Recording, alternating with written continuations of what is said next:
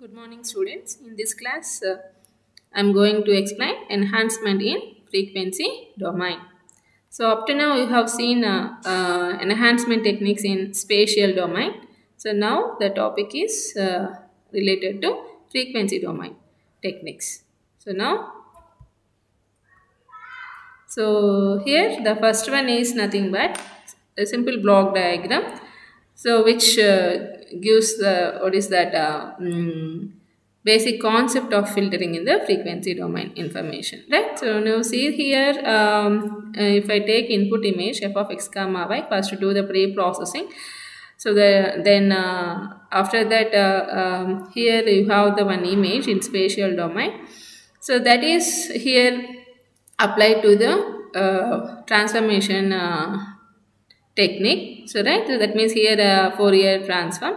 Now this transformation technique is converted this spatial domain image into the frequency domain image. So that is represented as f of u comma v. So now here take this f of u comma v and then apply that f of u comma v to the particular system. So here the system function is h of u comma v.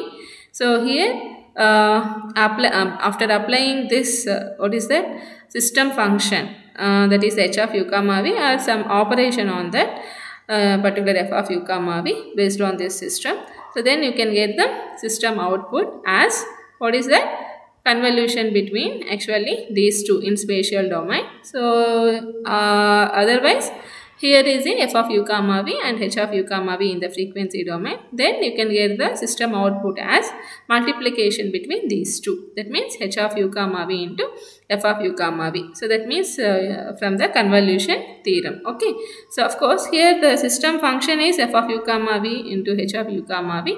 So now here this is the enhanced image. This is the enhanced image in the frequency domain. So that means here we are enhancing, or we are modifying the particular image, right? So to the to get the what is that new image. So that new image also in the form of frequency domain. So okay, right. So now here input image is in the frequency domain, system function also in the frequency domain, and output image or enhanced image also in the frequency domain. That's why it is said to be frequency domain enhancement techniques. Okay, and again here we should convert this frequency domain enhanced image into the what is that spatial domain image. That's why here use the inverse Fourier transform technique and then get the spatial domain image, right?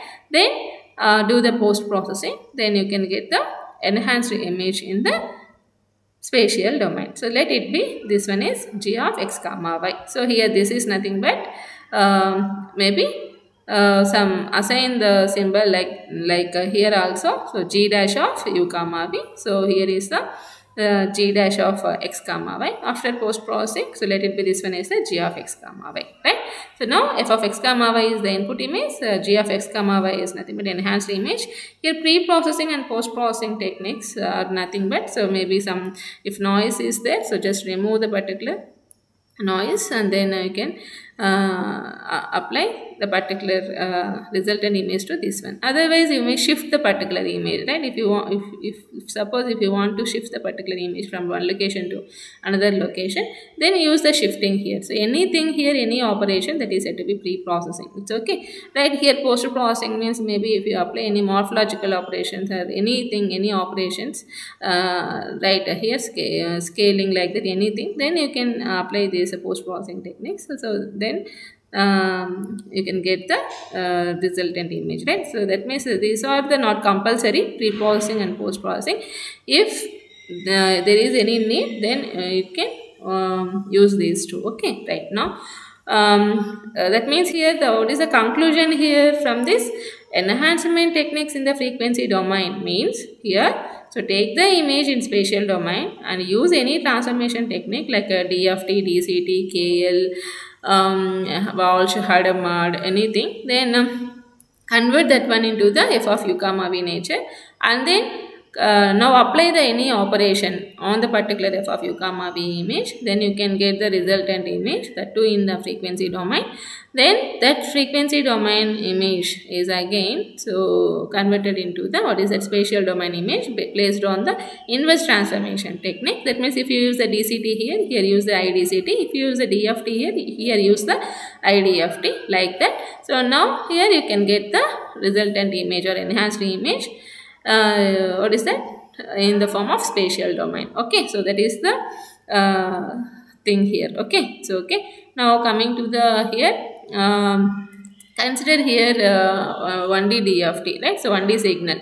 So here this is the 1D signal. Of course, you know that that is here I am taking that nature f of x. Okay, right? So now here the range of x is 0 to n minus 1. So the nature is like this. Now if I apply the 1D DFT on this f of x image, then here, so what is that? I can get what is that 1D DFT of this image as like this. Okay, right? So if I get the spectrum for the f of x like this, if I take the magnitude spectrum, right? So here you know that range also from 0 to n minus 1, right? So you know that DFT input independent variable and output independent variable ranges are same. So 0 to n minus 1, here also 0 to n minus 1. So that means here by seeing this one, you can easily say that this is the low frequency range and this is the high frequency range. And here that means this position is nothing but what is that? This is a repetition of this one actually, right? So here 0 to n minus 1 and then n minus 1 to 2 n minus 1, like that. And here also minus n minus 1 to 0. So like that, if you observe all the things here, so this is nothing but what is that? Low frequency area. And here this particular spectrum is repeated or what is that? Periodically repeated. So throughout the minus what is that? Minus omega to the plus omega or minus u to the u axis. Okay, right? So that's why here this is the low frequency area, this is the high frequency area, and again this one is coming to the related to the low frequency area. Am I correct? So that means here if you see this picture, if you see this graph, you cannot understand this one easily. So the analysis is something cumbersome. That's why here what we can do here, so take the what is that mod of f of u and then just shift this one, right? So just shift this one center of the graph f of u to 0 to get better display, which is easier to understand. So what I did here, just I am shifting this one. Okay, now after shifting this one, so now imagine here also the same spectrum is there, and here also same spectrum is there. Just if you shift this one, right, then what we can get here, see here, this type of spectrum will be displayed. Am I correct? So now, so after shifting this one, right? So here I can get like this. What is that? At 0, so complete information. Okay, right? So and then here is a range minus n by 2. What is that? To the n by 2 minus 1. Okay, right? So here we can easily say that this is nothing but a low frequency area and this is nothing but high frequency area. Okay, and then why we did like this, right? What is the reason here? You know that most of the information is right lying at the low frequency area, right? So at the high frequency area the information is very less, right? So here observe. Okay, so spectrum amplitude at higher frequencies are very low, right, when compared with this. Okay, that's why here just remember this particular line. What is that? At low frequency area we have the higher information of the particular signal, right? Okay, so at higher frequency area that information is very much less, right? That means most of the information is right located at the origin. Okay, so right, so now you know that all these in the case of 1D. So now coming to the 2D. So 2D also here, in the case of 2D also the same thing. So what is that here? If I take f of x comma y and by applying the what is that DFT or any transformation technique, just I am taking here DFT, 2D DFT, right? So now I can get the image like this. Okay, right? So that means here this is the one here. If I take the range, x range 0 to m minus 1, y range 0 to n minus 1. So now here my spectrum is here. Okay, right? So this one. Okay, right here which allows the periodicity property. Of course, you know that 1D or 2D DFTs allows the periodicity property. So that's why if you see that one, right? So periodically this particular image is repeated. Okay, throughout the x-axis and y-axis. Am I correct? Right. And then if you see this one, right? So if I take one image, okay, then if I apply the 2D DFT on the particular image, if I get the, what is that transformation, transformed image like this, right? So, and also if I observe the, what is that periodicity of this nature, right? So here, so the total image should be like this. That means here the particular desired image is here, this blue part. Okay, blue line now, outer border is blue. Outer border is, right? So blue. So that's why here that means here if you observe this image, right? Okay, right? So here this is nothing but here actually low frequency area. This one also low frequency area. This one also low frequency area. This one also low frequency area. This is the high frequency area. So now here consider here, see this here. So what is this here? This is a low frequency. This one also low frequency. Right? This one also low frequency, low frequency. What is this? High frequency. Am I correct? So low frequency, high frequency. Then this one also low frequency. Same as in the previous case. Right? Okay, like this. Okay, so that's why here here if you see the image, right, the transformed image, right, for the particular f of x comma y, then this particular image consisting of here low frequency areas at the corners, and the middle portion is nothing but high frequency area. Remember like that. Okay, so in the previous case we have seen the definition for low frequency component and high frequency component in the spatial domain. So it is different here. Okay, so observe this one. So here is a range of particular UV values. Based on that only we should define the high frequency area, low frequency area. Okay, right. So carefully observe the difference. Okay, now here this is nothing but what is that low frequency area, and this is nothing but high frequency area. Okay, so now here that means here low frequency area means here corners. Am I correct? That means so that means here most of the information is stored in the low frequency. You know that most of the information is stored at the what is that low frequency area. Okay, very less information is stored in high frequency area. You know this one. That means here if I take the most of the very important information on the corners or the border of the particular image, if I apply any operation on that, we may miss the particular what is that information. Okay, right? It is not the good thing. Am I correct?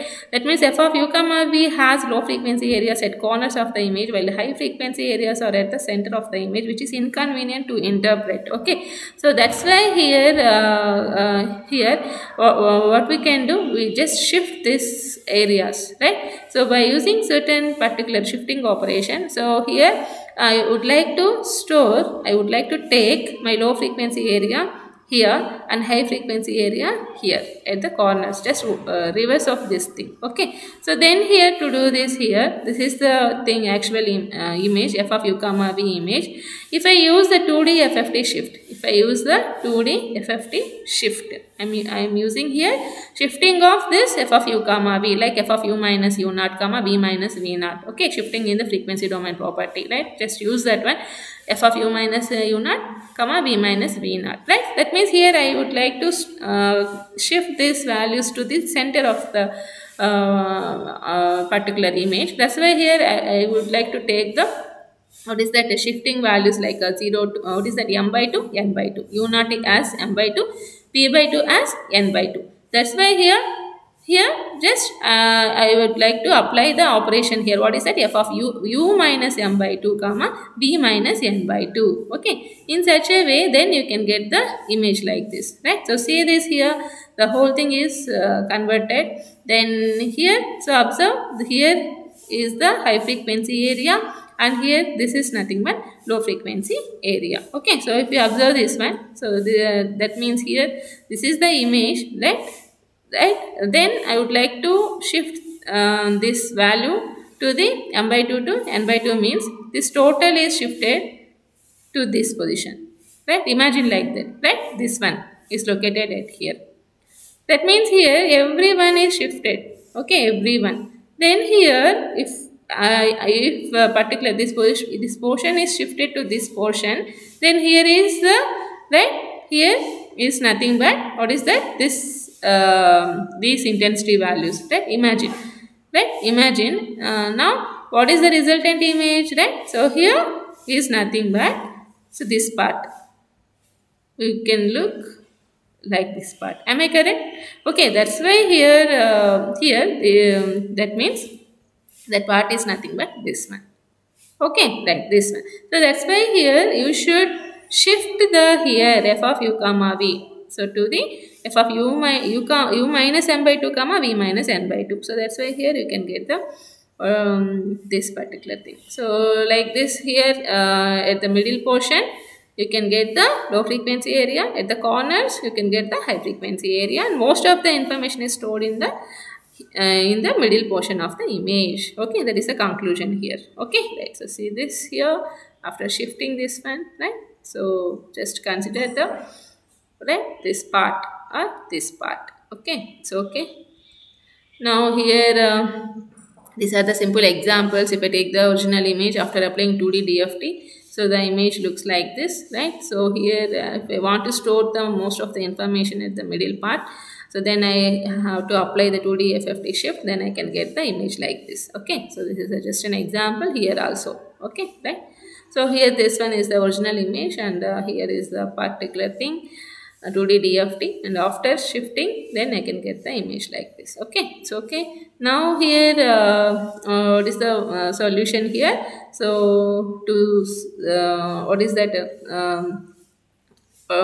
get the particular image with the, what is that, middle portion is nothing but with the low frequency area. So what we can do, to take the image f of x comma y, apply the 2D FFT, and then do the shifting operation, and then get the f of u comma v. Am I correct? Right. F of u comma v is multiplied with the system function h of u comma v. Then you can get the enhanced image, that is the g of u comma v, and then again apply the here shifting operation. So since you can what is that, get back the original image. Okay, right. So that's why here, so here again apply the shifting operation, then apply the inverse transformation technique, and then get the g of x comma y. So this is the one here, this is the block diagram, very important one, right? So that means here by getting this, what is the g of x comma y enhanced image, so here it consists of, what is that, if you find out the transformation, right, what is the g of u comma v, then here low frequency area is nothing but at the corners, high frequency area is nothing but at the middle of the image, right? So that's why here then only you can what is that, see the particular image perfectly. Okay, that's why here if you want to get back the again what is that original image, then you have to again shift, okay, the resultant image, right? So then that means, so here if you shift the particular image, right, here if once you can get the image like this. Okay, again if you want to shift another time, you can get the image, original image. Am I correct?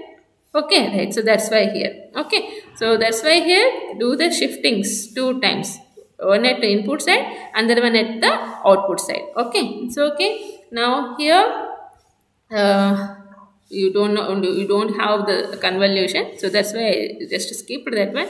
It's okay, filtering in the frequency domain. Okay, so now here is a one here.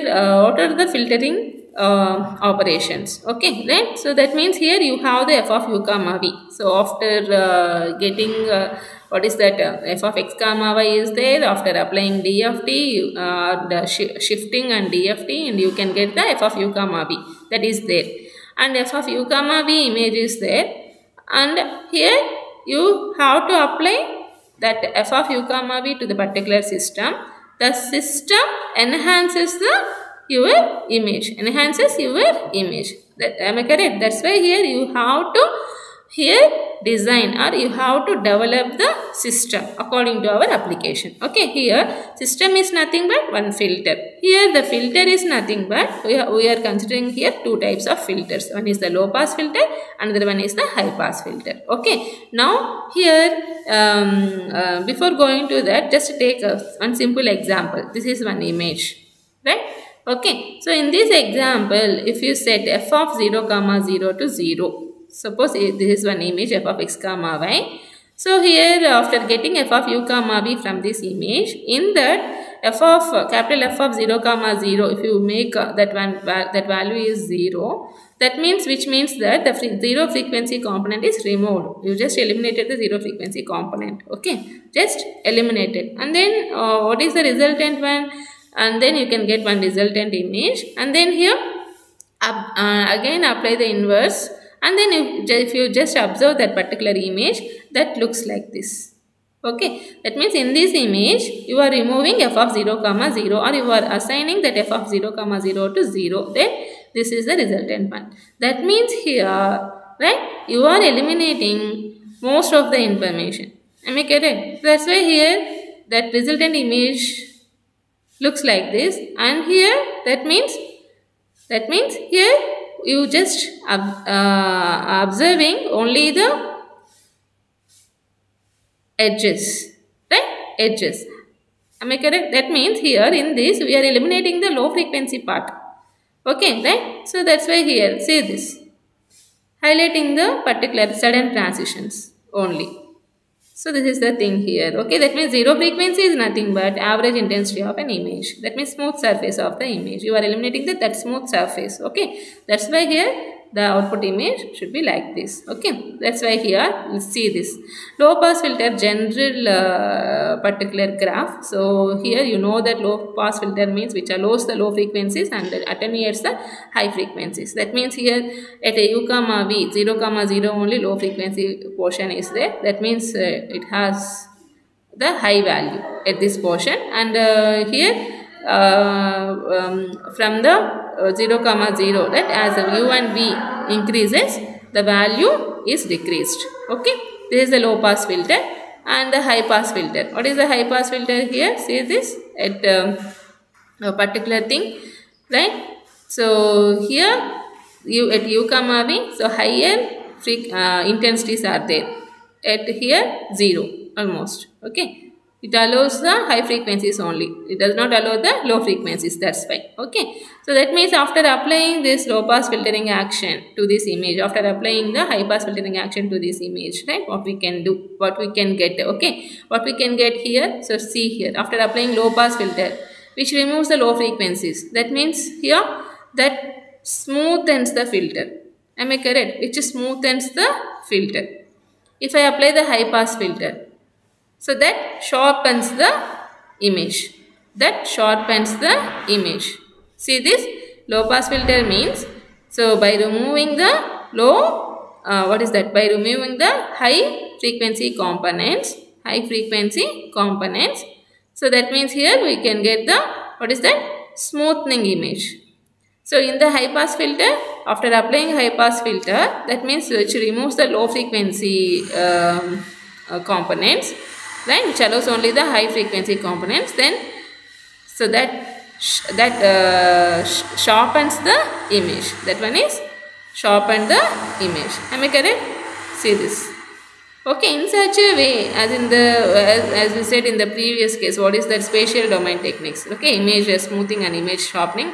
So like same way here also, after applying low pass filter and after applying high pass filter, so resultant images should be like this. Okay, right. Now here coming to the first one, ideal low pass filter.